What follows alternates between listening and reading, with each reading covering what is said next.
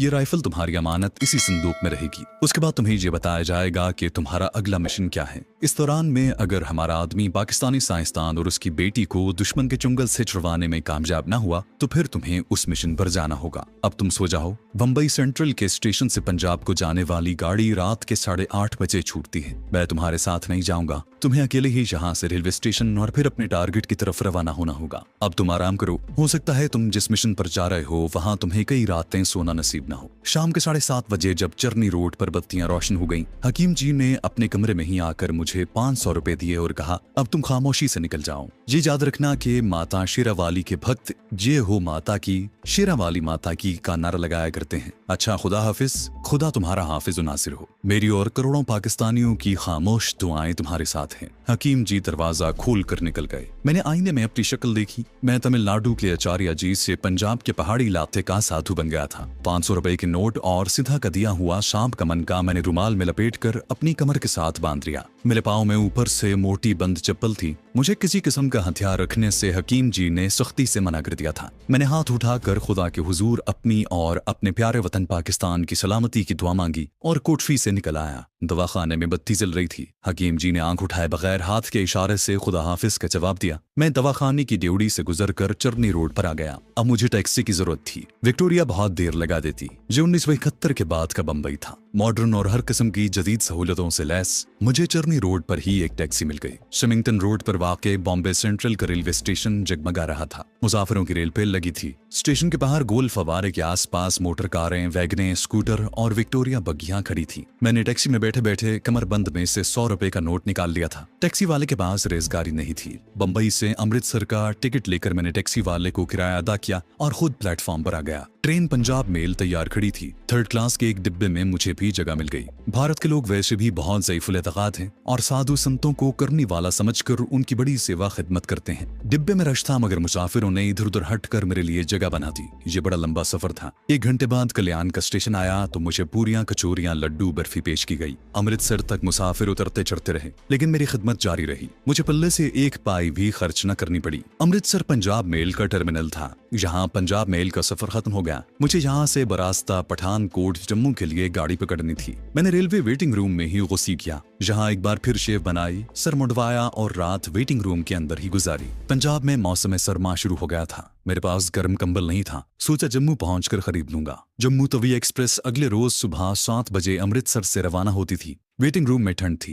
रात भी मुझे सर्दी लगती रही। सुबह सुबह नहा धोकर प्लेटफॉर्म पर आया और एक बेंच पर साधुओं की तरह आलती पालती मारकर बैठ गया और माला का जाप करने लगा। थोड़ी थोड़ी देर बाद मैं जे माता शेरावाली का नारा लगा देता। कुछ लोग मेरे सामने प्लेटफॉर्म पर आकर बैठ गए। उस वक्त सुबह के 6 बजे थे। मेरी खिदमत सेवा शुरू हो गई। कोई चाय ला रहा है, कोई पूरी हलवा ला रहा है। 6:30 बजे जम्मू तवी एक्सप्रेस प्लेटफॉर्म पर आकर लग गई। मैं उसमें सवार हो गया। मैं संस्कृत और तमिल के श्लोक कुछ ऐसे अंदाज में पढ़ रहा था कि लोग मेरे गर्विदा हो गए थे। गाड़ी ठीक 7:15 बजे जम्मू की तरफ रवाना हो गई। अमृतसर का मोहल्ला शरीफ पूरा गुजर गया जो तकसीम से पहले मुसलमानों का कला था, लेकिन अब जहां हिंदू सिख आबाद थे, लेकिन उसका नाम अभी तक शरीफ पूरा ही था। मुझे बेसाख्ता स्मगलर करोंडिये का ख्याल आ गया। यकीनन वो आज भी हॉल बाजार वाले अपने होटल की गद्दी पर बैठा हिसाब किताब कर रहा होगा और उसके साथ ही स्मगलिंग में मसरूफ होंगे। मुझे वो तमाम शब रोज याद आ गए जो कभी मैंने जहां बसर किए थे। ट्रेन पठानकोट पहुंची तो डिब्बे से बाहर न निकला। इस शहर की छावनी में मैंने एक पूरे फौजी ब्रिगेड को तबाह कर दिया था। खतरा था कि कहीं मुझे पहचान न लिया जाए।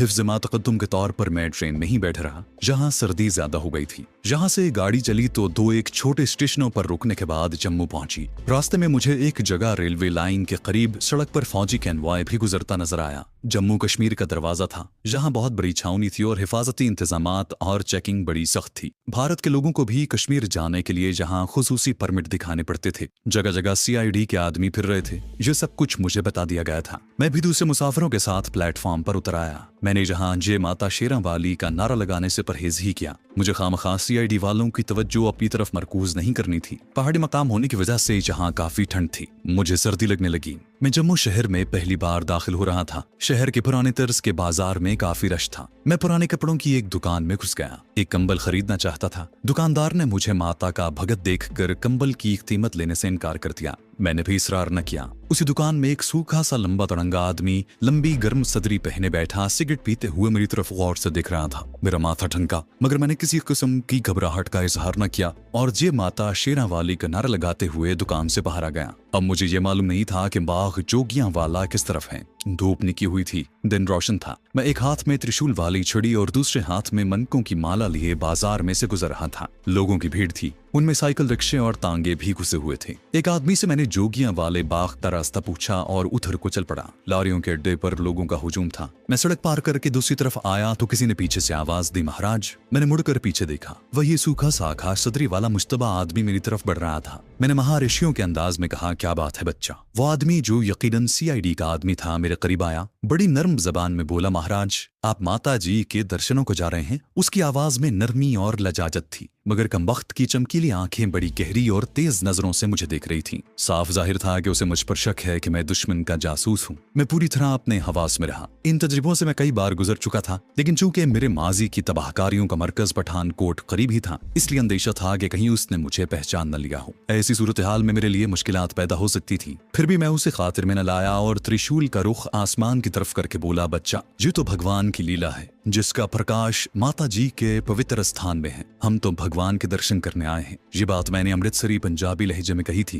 वो बोला, महाराज आप कहाँ से आए हैं। मैंने कहा, अमृतसर से बच्चा। हम दुर्गाना मंदिर में राम नाम का जाप करते हैं, श्री कृष्ण के भक्तियों की सेवा करते हैं। क्या तुम्हें कोई अरदास करनी है माता के आगे। वो बोला, हाँ जी, मेरी पत्नी बीमार है, उसके लिए प्रार्थना करना माता जी के कदमों में। मैंने कहा, तेरी पत्नी अच्छी हो जाएगी बच्चा, जा हमने कह दिया, जय माता शेरावाली की। और ये कहकर मैं आगे बढ़ गया। अब मैंने अपना रुख बदल लिया था। मैं अभी बाग जोगियां वाले में अपने पाकिस्तानी साथी की झोंपड़ी में नहीं जाना चाहता था। मैं सड़क पर चलता चला गया। मेरी दाएं जानिब जोगियां वाला बाग था। मैं आगे जाकर बाग में दाखिल हो गया और एक दरख्त तले आलती पालती मारकर बैठ गया। मैंने कनखियों से इर्द गिर्द का जायजा लिया। मुझे वो CID का आदमी कहीं दिखाई न दिया। 2 हिंदू औरतें जिन्होंने सफेद और नीली साड़ियां पहन रखी थी, मेरे सामने आकर हाथ बांध कर अदब से बैठ गईं। मैं उनसे बातें करने लगा, मगर मेरी तेज निगाहें अब भी बाग में CID के आदमी को तलाश कर रही थी। दोपहर हो गई थी। कुछ और औरतें मेरे पास आ गईं। कोई घर से मेरे लिए खीरे ले आई, कोई कचौरियां और दूध, किसी ने दही का प्याला और सफेद चावल पेश किए। मुझे भूख लग रही थी। मैंने चावल और कचौरियां खा ली, थोड़ी सी खीर भी चखी। औरतें अपनी अपनी परेशानियां और मुसीबतें बयान करने लगीं।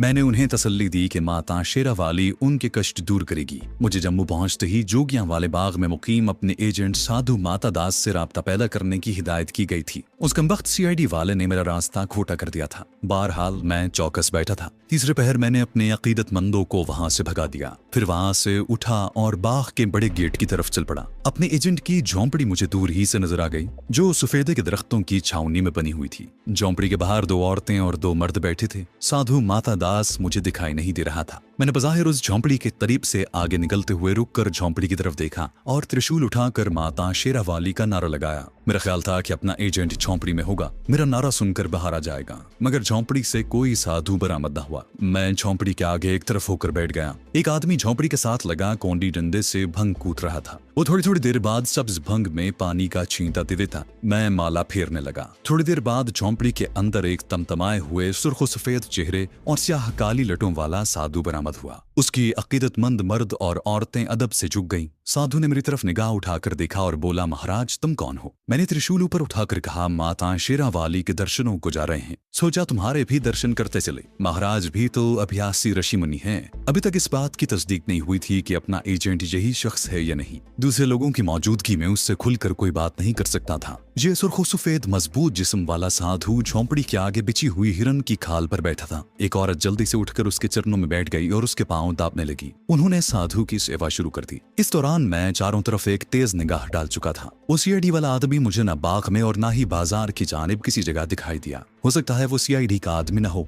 लेकिन मेरी आंखें धोखा नहीं खा सकती थी। बहरहाल वो उस जगह मौजूद नहीं था, और अगर था भी तो मुझे नजर नहीं आ रहा था। अब मैं चाहता था कि उस साधु के बारे में मालूम करूं कि क्या वाकई यही अपना एजेंट है, मगर उसके अकीदतमंद टस से मस नहीं हो रहे थे। मैं उससे चंद कदम के फासले पर घास पर बैठा माला फेर रहा था। मैंने जरा सा खांस कर कहा, महाराज सुना है ऊपर पहाड़ों पर पवन पुत्र का स्थान है। साधु ने बेनियाजी से कहा, हाँ महाराज। उसका चेला भंग प्याले में डालकर ले आया। प्याला उसने साधु के सामने घास पर रख दिया, खुद हाथ बांधकर एक तरफ बैठ गया। मैंने दूसरा फीलर फेंका, महाराज सुना है ऊपर कोई झील है जिसमें नीला मरवारेत पाया जाता है। इस सवाल का जवाब न आया। मैंने साधु की तरफ निगाह की, वो अपनी जगह पर साकित बैठा था। फिर अचानक उसने जय माता का नारा लगाया और अपने करीब बैठी औरतों और मर्दों की तरफ हाथ का इशारा करके बोला, चलो जाओ, अब चले जाओ तुम लोग। हमारी समाधि का समय है। अकीदतमंद औरतें और मर्द साधु को माथा टेक कर उठे और हाथ जोड़ते चले गए। तीर ठीक निशाने पर लगा था। नीला मरवारेद जबरदस्त खुफिया कोड था जिसको ये साधु समझ गया था। इसका मतलब था कि यही वो एजेंट था जिससे मुझे राब्ता पैदा करने के लिए कहा गया था। साधु ने अभी तक मुझसे कोई बात नहीं की थी। उसने अपने चेले की तरफ देखा और कड़क कर कहा, तुम क्यों बैठे हो बालक राम? क्या तुमने नहीं सुना कि हमारी समाधि का वक्त हो गया है? जाओ, हमें अकेला छोड़ दो। उसका चेला भी हाथ जोड़कर नमस्कार करते हुए चल दिया। जब मुकम्मल तौर पर तखलिया हुआ तो साधु ने मेरी तरफ देखे बगैर कहा, मैं एक नंबर करके आधे हिस्से बोलूंगा, तुम उसके अगले हिस्से पूरे करो। फिर उसने उस खुफिया कोड नंबर के हिस्से बोले जो चीफ ने मुझे बताया था। मैंने उसके अगले हिस्से बोल दिए। मुझे तो ये खुफिया कोड नंबर ज़बानी याद था। जब साधु ने भी इस अमर की तस्दीक कर ली कि मैं ही वही कमांडो हूँ जिसके बारे में उसे इत्तला की गई थी, तो वो उठकर झोंपड़ी में चला गया। मैं अपनी जगह पर बैठा रहा। थोड़ी देर के बाद झोंपड़ी के अंदर से आवाज आई, अंदर आ जाओ। मैं आहिस्ता से उठा और कदम कदम माला फेरता झुककर झोंपड़ी में दाखिल हो गया। साधु अंदर चटाई पर बैठा था। मेरे अंदर दाखिल होते ही उसने खालिस लाहौरी पंजाबी में सवाल किया, अब बंबई वाले का कोड नाम बताओ। मैंने कहा, नीला मरवारेद चरनी रोड। वो बोला, ठीक है, अब मेरी बात गौर से सुनो। इस बाग के पीछे एक पहाड़ी नाला है। आज रात 2 बजे इस नाले के छोटे पुल के नीचे पहुंच जाना। अब जल्दी से वापस चले जाओ। और सुनो, ये वक्त जम्मू शहर से बाहर किसी उजाड़ जगह छुप कर गुजारना। लोगों की नजरों के सामने से आदम मत आना। अब जाओ। मैं झोंपड़ी से निकल आया। बाहर आकर एक बार फिर बाग में नजर दौड़ाई। वो सीआईडी वाला आदमी मुझे अब नजर न आया था। मैं खामोशी से त्रिशूल वाली छड़ी टेकता और हाथ में माला फेरता बाग के मशरिक की तरफ चल दिया। मैं सबसे पहले उस पहाड़ी नाले के छोटे पुल का मुशाहिदा करना चाहता था जहां साधु माता दास ने मुझे रात के 2 बजे आने को कहा था। ये बाग जिसमें से मैं गुजर रहा था कोई पुराना बाग था। रविशों के गिर्द सर्व के लंबे कद के दरख्त उगे हुए थे। कहीं कहीं 12 दरिया भी नजर आ रही थी। चीड़ और सफेदे के दरख्त ठंडी धूप में रोशन नजर आ रहे थे। एक पार्क में बच्चे क्रिकेट खेल रहे थे। मैं आगे से होकर झोंपड़ी के अकब में आया तो देखा कि पत्थर की एक नीम कद्द आदम दीवार थी जिसकी दूसरी जानिब एक पहाड़ी नाला बह रहा था। नाले की ढलानों पर झाड़ियां उगी हुई थी। नाले का पार्ट बहुत छोटा था। शफाफ पानी पत्थरों से कतरा कर बह रहा था। पीछे एक छोटा सा पथरीला पुल बना हुआ था। मैंने उस नक्शे को अच्छी तरह ज़हन नशीन कर लिया और वहां से पलटकर बाग की दूसरी जानिब निकल गया। अब मुझे कुछ मालूम नहीं था कि मैं किस इलाके में हूँ और जिस सड़क पर मैं चला जा रहा हूँ ये मुझे कहाँ पहुँचाएगी। बाग से कुछ दूर जाकर सड़क कुशादा हो गई। लोगों की आमद-रफ्त जारी थी। साइकिल, रिक्शा और कारें भी गुजर रही थी। मेरी बाएं जानिब एक ग्राउंड के ऊपर नीचे पहाड़ों का सिलसिला फैला था। इन पहाड़ों की ढलानों पर कहीं कहीं मकानों की छतें धूप में चमक रही थी।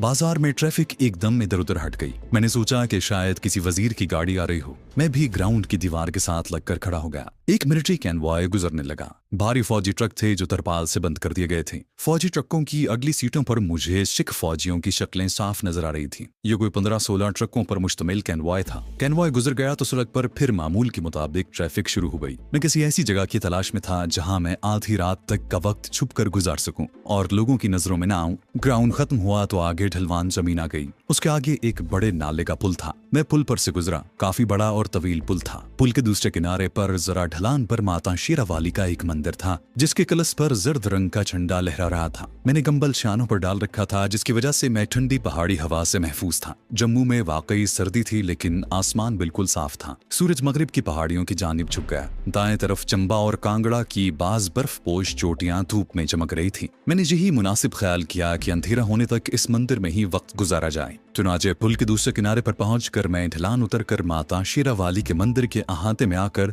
जय माता शेरावाली का नारा लगाकर एक तरफ घने दरख्त के नीचे बनी समाधि के पास बैठ गया। जहां हिंदू पुजारियों ने जगह जगह पूरी कचोरियां और लड्डू के दोने रखे हुए थे जिन्हें बंदर चट कर रहे थे। इन बंदरों को कोई कुछ नहीं कहता था। हनुमान के हवाले से हिंदू बंदरों का बेहद एहतराम करते हैं बल्कि उनकी पूजा करते हैं। जहां बैठने के बाद मैंने एहतियातन एक बार फिर चारों तरफ माहौल को गहरी निगाह से देखा। मेरा ख्याल अभी तक उसी सीआईडी वाले की तरफ लगा हुआ था मगर वो मुझे कहीं नजर न आया। मंदिर में माता के पुजारी ढोलक पर भजन गा रहे थे। पुजारी माथा टेक कर बाहर निकल रहे थे। कुछ मर्द और औरतें फूल और मिठाई लिए मंदिर में दाखिल हो रही थी। सूरज आहिस्ता आहिस्ता पहाड़ों के पीछे छुप रहा था और दिन की रोशनी कम हो रही थी। पहाड़ों के नशीब में तो ठंडी छांव काफी गहरी हो गई थी। मैं बज़ाहिर ध्यान ज्ञान में लगा था। हाथ थामी माला के मन के फेर रहा था लेकिन मेरी आंखें नीमवा थीं और मंदिर से आने वालों और मंदिर में जाने वालों पर गहरी निगाह रखे हुए था। अभी मेरी नजर मंदिर के दरवाजे पर लगी हुई थी कि मैं एकदम से चौकस हो गया। कमबख्त वही सीआईडी वाला आदमी मंदिर से बाहर निकल रहा था। उसके हाथ में गेंदे के फूलों का छोटा सा हार था। बाहर आकर उसने पलटकर हाथ जोड़कर देवी को प्रणाम किया और फिर छोटी सी सड़क पर उस तरफ चला गया जहां 2-4 साइकिल रिक्शा खड़े थे।